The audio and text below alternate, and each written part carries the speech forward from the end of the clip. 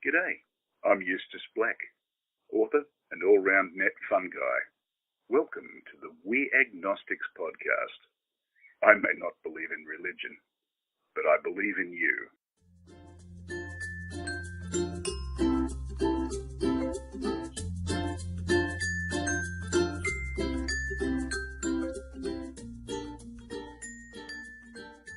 Welcome to episode 4. Today I'm speaking to John.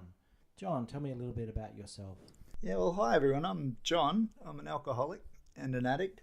Yeah, I grew up on the coast in Victoria. Lived a pretty, I guess what you call idyllic, rural, middle-class, white kids lifestyle. We never wanted for anything, and, to cut a long story short, if you look at all the risk factors for alcoholism and addiction, I had none of them. I don't know anyone in my immediate family that has been an alcoholic. I don't live in poverty. That's not something that I can attribute alcoholism to. In fact, neither of my parents were particularly big drinkers. Yet, when I first discovered my parents' liquor cabinet at the age of 13, my only thought was to pour the contents of everything I saw into one big glass and then gulp it down. So from my earliest recollections, my relationship with alcohol has always been one of total oblivion, and it was never even from my earliest memory about having a single drink to enjoy it. It was always about pushing the limits to see how far I could take myself away from reality. And a second thing also about that earliest memory of getting drunk is, importantly, that I lied about it. I lied about it to cover it up. I made up some elaborate story about some kids spiking a milkshake or something. To be honest, I can't even remember the story. My parents must have known it was bullshit. Regardless, they had to take me to the hospital because I'd slumped over and knocked myself out in the shower. And by the time I got there, the doctors wanted to pump my stomach, but there was nothing there. It was all spirits. So fast forward, a couple of years, and I'm in my teenage years, and I'm doing pretty well at school. There was always this itch, I like to call it my mischief itch, and it was always a need that was bubbling under the surface to get out of my own head. So John, you were telling us about when you were a teenager. Can you just expand on that a little bit? Yeah, the way I understand it is that as a teenager, is a pretty critical time for when we're, developing our relationships with other people and how we respond to situations. And I suspect that I learned at that stage to rely on alcohol to give me comfort when other people were finding more natural or healthier ways to do that, to manage their uncomfortable emotions, to bury things like fear.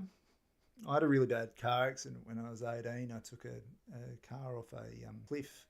It was only a 30-foot high cliff, but it was still a cliff, and I flipped it end over end 3 times onto the beach. I shouldn't have walked out of it alive. The psychologists were telling me that it softened up my anxiety response, my adrenaline switch. I don't know whether that's correct or not, but regardless, I didn't persist with the psychology. Instead, whenever I got a panic attack, I'd self-medicate. And I continued to do that through much of my 20s. I managed to go to uni, but the partying lifestyle was the thing that attracted me most about uni. It was less about the study. Somehow I managed to survive my 20s. I'm not quite sure how. I was doing a lot of drugs. I was partying a lot. But I was also working very hard. I was working 3 jobs, studying full time and then going out on all-night benders. But the one thing that I guess kept coming up in the back of my mind was that I was drinking a hell of a lot more than my friends were. And my friends were the absolute trash bags of our small town. So if you understand that there's a small cohort of really drunk drug party animals and I'm one of the worst of the lot, you start to draw some question marks around yourself. Later in my 30s, I got a chance to get a scholarship in Canberra, and I basically moved out of the party scene and drove up the Hume Highway with all my earthly possessions in the back of a Hyundai and found a place to stay in Canberra, and I ended up meeting my wife here. And I kept drinking, and it became less about partying and more about self-medicating. In fact, I can't even, I probably haven't been to a party for 10 years, but, you know, I only stopped drinking three years ago. So it tells you a story about my drinking for the past 7. It's all been about solo drinking on my own. Started off drinking socially with my wife when I met her, but from the very first time we met, she never realised how drunk I was. I think I was pretty good at hiding it, to be honest. Yeah, so to bring us up to the present, I just wanted to explain a little bit about my drinking history to give you a sense of the hold alcohol has over me to a certain extent, or has had. I finished a social science PhD and then got a pretty decent job. And then my drinking went from being, say, a 6-pack of beer and 2 bottles of wine a night to double that plus a handful of Valium. I don't know if you know anything about Valium, but for me it's really addictive, but combined with the effects of alcohol, it's actually quite deadly. And I spent probably the next 2 years up until 2014 in and out of emergency departments. And then got a last warning from my boss because I was found asleep in Australia's, probably one of Australia's most high profile and secure buildings. Slumped at my desk drunk. And then again after that warning in the stairwell. So it was a pretty spectacular fuck up. And it was around that time that I discovered that I probably needed to take my alcoholism seriously and do something about it because it was clearly killing me. Did you manage to hang on to your job? Look, I did. I had a human resources. I must say I hate that word, human resources, by the way. Being a closet Marxist. We had an awesome person there who viewed my condition as nothing more than a health problem. She counselled me that I had a fair amount of medical leave that I could take, and basically I just took it and went on leave, went to rehab, got as well as I could, and then subsequently found AA. So a lot of people, and certainly myself, I found alcohol a useful way of escaping from concerns and worries about what was going on in the world. I often say that drinking was my way of coping, often coping with the world, also then coping with the fact that I'd drunk. How about you? What was the attraction? What was in it for you? Well, I think probably the best way to describe it's oblivion. I think it's the absence of feeling that's what I was after, and you know, it's why I've never been really attracted to upper drugs. You know, there's a lot of people that get hooked on things like speed and cocaine and meth, and that stuff's never attracted me because it doesn't bring the absence of feeling. In some cases, it actually, you know, increases raw emotion. That's not what I medicate for.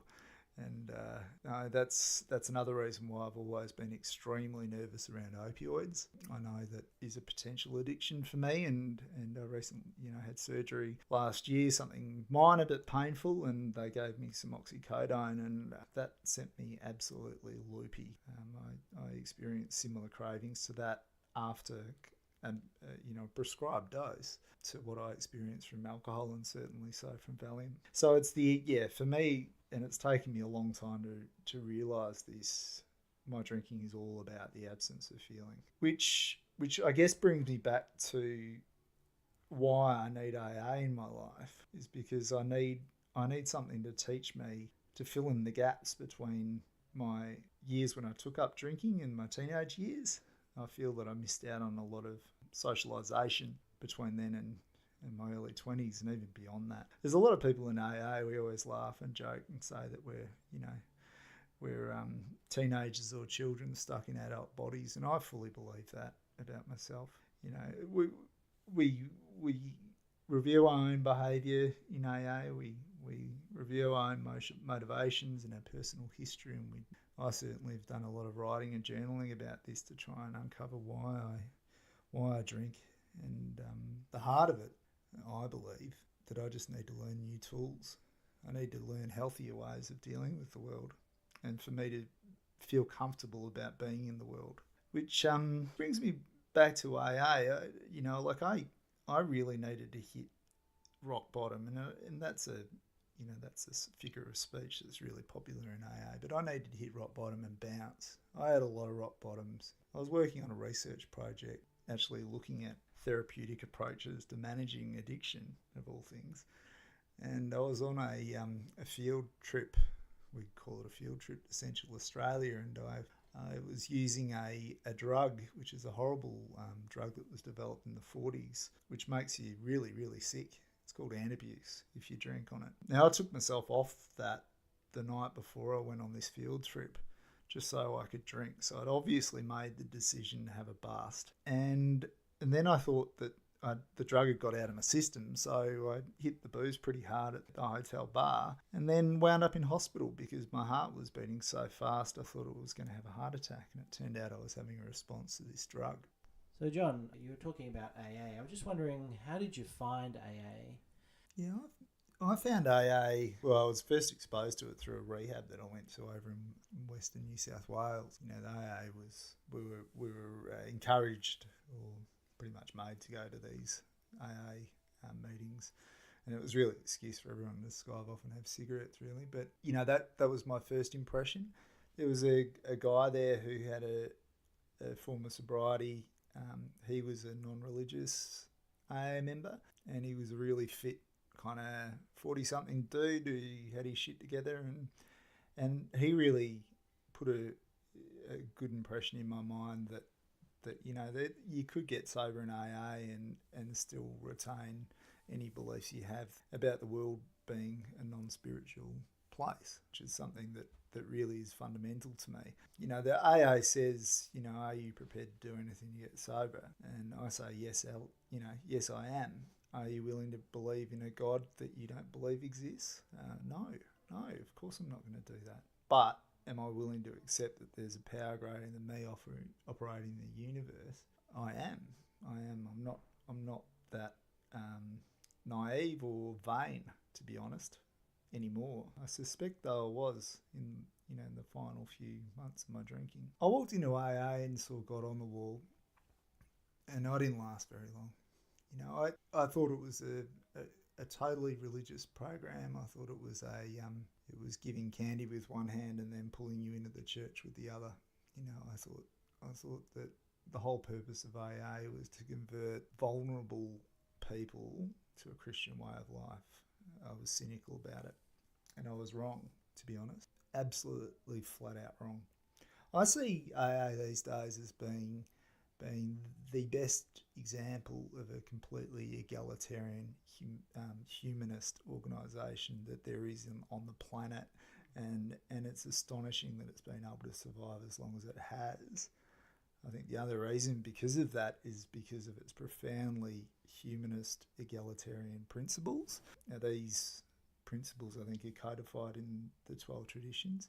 There is a lot of God in it still, in AA, and something that it's steadfastly held to is not reviewing or rewriting any of the original texts. That's a big source of debate in AA.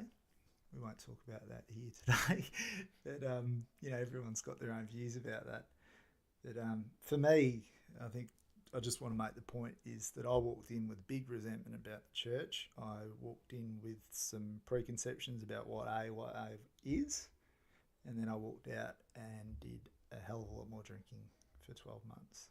Now, it wasn't until I'd had a suicide attempt, you know, and nearly lost my job. My partner was going to leave me, and my future looked incredibly bleak. That I picked up the car keys and drove around the corner to AA on that Wednesday night, and I haven't had a drink since. That was the day before Melbourne Cup in 2014. Yeah, with the help of AA, I haven't had a drink. Doesn't mean that I've been completely sane or, you know, happy the whole time. That's not the case, and certainly not so in early sobriety. You know, this time I detoxed without medical supervision. I was a shaking mess, and I shouldn't have done it. In retrospect, the GPs told me it would have been a pretty close thing if I'd had a serious attack of the DTs and seizures, because I was pretty shaky. Yeah, so in the early days of AA this time around, I got a sponsor straight away who is a Catholic guy, funny enough. And, you know, he tells me to do all these things. He tells me to get on my knees and pray. I don't get on my knees and pray, but I do meditate. And I do a lot of, I guess you'd call them mantras about reminding me about my place in the world about the limits of my sphere of influence over things. That's we'll go on to this in a little bit more, but that's the way I work my program in AA. The other thing about the God on the wall thing that I felt didn't appeal to me was, and it's something I haven't spoken about much, is this resentment I had about the church. And it's not. I think that was probably more powerful than my deeply held atheism. To be honest, the church it was an Anglican church, and they showed me nothing but kindness. All they ever wanted to do was, teach me about the Bible in Sunday school, and we used to run around and throw pine cones at kids, and it was all pretty harmless fun. But I think the idea for me was that they were lying to me, and I started studying science and evolutionary concepts in school at probably 13 or 14. At the same time, we were getting confirmed as good Christians. To me, it all fell into place as a load of bunkum, and I couldn't reconcile that with what I was learning at school. And I also couldn't reconcile the behaviour of a lot of the parishioners who were all lying around each other's backs and sleeping with each other's wives and doing all sorts of things. I couldn't reconcile that behaviour with, they talk this big talk, but in real life they acted completely differently to what I presumed to be a Christian way of life. That's one element of it. And then the other aspect was my mother, who's very devout, got cancer, and I blamed Christianity for a bit of that, I think, too. Yeah, certainly from my perspective, my time in the Catholic Church was riddled with hypocrisy. The things which people preached on a Sunday in the church were completely opposite of what they did outside the church, which was basically gossip about those people who weren't there on that given Sunday. Yeah. Which seems like pretty bizarre behaviour to me. You listen to a sermon saying one thing and then you do exactly the opposite. Yeah. That for me, that's an interesting point, because it picks up within AA for me a lot of the cognitive dissonance I have, which reflects back to that religious background that I had, which I find really difficult. So for me, there's a lot of effort that goes into working out the program and how to go about it. So what are your thoughts on that, John? How do you do that? I mean, in the early days for me, I figured out, well, actually, I'll take a step back. My first encounter with AA, I thought if I was going to get this, then I had to try and solve the mysteries of the universe, the nature of God, spirituality, the epistemologies of science and religion, and that's because I was mad. I was mad drunk. I was an active alcoholic, an addict. Of course I thought that. I was batshit crazy. This time around, I didn't. I realised that AA looked like a program of action, that it looked more like, this time around, it looked more like a bunch of people helping other people. I dig that, as someone with a social science background, as a humanist. So I put my power in the people in AA, and that, I think that faith was well paid, was repaid. If I felt like a drink, I'd call someone, or I'd go to a meeting, or I'd make sure I wasn't alone. And that got me through, I guess, for a year or so. And then I realised that I probably had to do something about this third step, which is all about, giving away your power, and, they call handing over your will and your power over to, So, my approach to the third step had to be something that came from an atheist humanist background. But it dawned on me one day when I was actually surfing, and there was waves breaking everywhere, and I was rushing from one end of the beach to the other, and was having a horrible time, and was getting resentful at everybody in the ocean and the universe, and it dawned on me that I was trying to control an uncontrollable situation, and that's probably what I was doing throughout the other parts of my life, in all facets of my life, to be honest.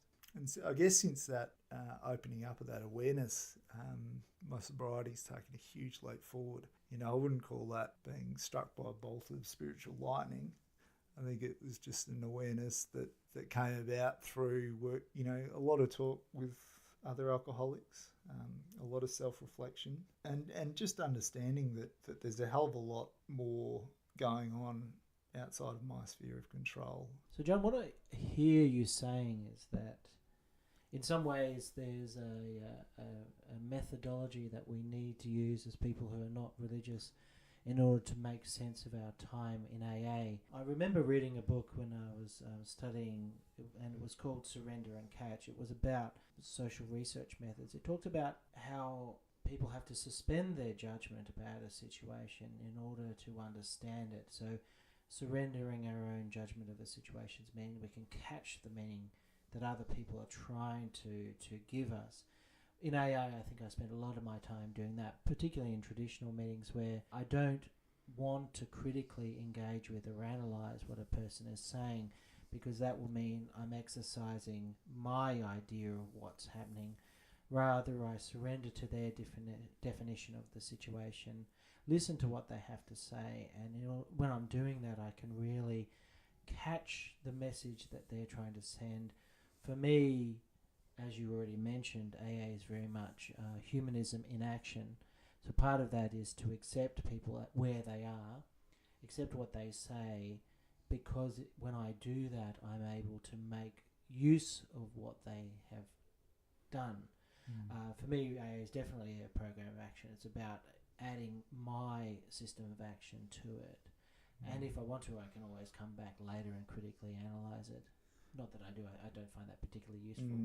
But there it is anyway. Did you have any thoughts on that? Yeah, look, I think that's a great point.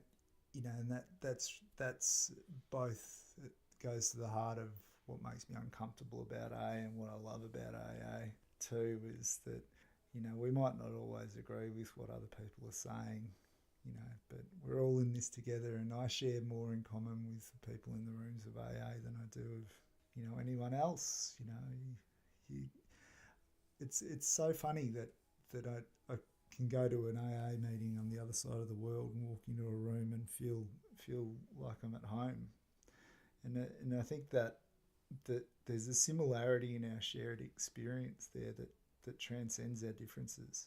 You know, I mean, I'm a white middle class guy that gets around in a suit during the week. I'm totally comfortable hanging out with, you know, some people who've been through a much harder bottom than I have, you know, and, you know, they feel comfortable hanging out with me, and I feel pretty damn grateful about that too. So it's I think for anyone that's new to AA, look for the similarities in the stories before you look to the differences. It's the similarities that are going to get you well. And the principle of non-judgment that Justin, you were talking about, I think that's a core thing about AA is the who am I to judge that somebody else's drinking was worse than mine, or who am I to judge that, you know, that somebody else is not qualified to be in the rooms. You know, we're all equal members, and I like that. And the last thing quickly I'll just mention is that there are social science methods that allow us to kind of look into our lives a little bit and you know, pull apart. You know, for example, I've done a lot of journaling, and I've gone back through those journals and look for patterns and things, and it's been a really good way of looking back at my experience at different stages of my drinking to see how my perspective on things have changed. And I tell you, it's really interesting to see how far I've shifted from being somebody who was solely focused on my own needs and wants to somebody who I think these days is more comfortable as being a part of a community and having the responsibilities and joys that come along with that. You know, I wouldn't drink again. You wouldn't pay me enough to drink again, to be honest. Sobriety's given me so much. I love it. I think you make some interesting points there. Certainly, for me, I find it interesting that we can have an organisation which is unstructured, but which carries, for me, many of the key characteristics of communities which have had a very long history. For me, when I hear people in AA share, for me, I hear the first thing that they say. So what I hear is identity. So they say their name and then they say they're either an addict or an alcoholic. Now, for me, that's key because it's about a shared identity. Yeah. So we all have a shared identity. We have a shared sense of purpose. Yeah. We have a shared goal. And what's really interesting for me is we also have a shared heritage. I count my heritage as going back to people like Jim Burwell, who was the first non-religious person in AA, an atheist, and who did a lot to spread the word through North America, at least, in his lifetime. So that's it's all, for me, it's all shared, and that's the key point. It's very similar to other heritage or wisdom traditions. We're carrying a sense of ourselves, but also of the organisation and of our destiny through the things that we do every day, which is very powerful. Yeah, it is. And and it's also about ownership too. When I introduce myself as being John, an alcoholic, I am actively taking that first step again, I think. And if I'm to stay sober, I need to own my addictions every single day. I'll leave it at that today. Thanks for having me along. No worries, thanks John, and we'll leave it there. You can now follow us on Twitter at WeAgnosticspod or email us at weagnosticspod@gmail.com. We also have a secret Facebook group. Email me for the details. Thank you for listening to the We Agnostics podcast. Remember, stay sober, go to meetings, and take care of each other and yourself.